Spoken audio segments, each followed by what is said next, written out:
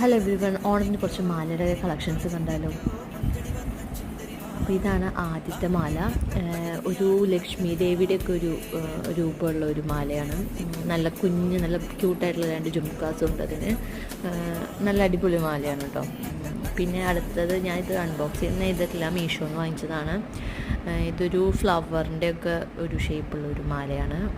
റെഡും ഒരു ഗ്രീൻ കളറും കൂടി വരുന്നത്, 2 ക്യൂട്ട് ആയിട്ടുള്ള ജുംക്കാസും കൂടി ഇതിനുണ്ട്.